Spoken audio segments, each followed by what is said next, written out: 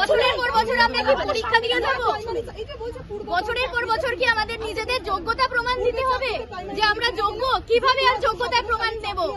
কিছু মুষ্টিমেয় লোক তারা দুর্নীতি করলো আর আমরা দোষী হলাম। আমরা তো পরীক্ষা দিয়েছি, আমরা কি করবো? আমরা পড়াশোনা করে পরীক্ষা দিয়েছি, এটা অন্যায় করেছি?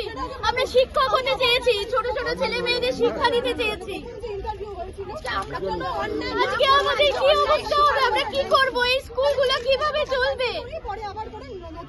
আমরা মাধ্যমিক পরীক্ষা দিয়েছি, আমরা উচ্চ মাধ্যমিক খাতা দেখছি, তাহলে সবকিছু বাতিল হয়ে যাক, আমাদের শিক্ষা ব্যবস্থা বাতিল হয়ে যাক। তাহলে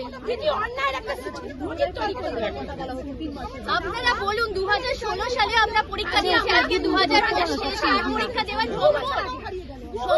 চাকরি পরীক্ষা দেওয়া তার একটা প্রিপারেশন, তারপরে আমরা চাকরি কিভাবে আমাদের সে মানসিক প্রস্তুতি আছে? হঠাৎ করে 3 মাসে আমি চাকরিটা আবার নতুন করে আমাকে টাকা ফেরত দেওয়ার কথা যদি বলাই থাকে, তার মানে উনি বেঁচেছেন, কারা যোগ্য কারা অযোগ্য, তাই তো?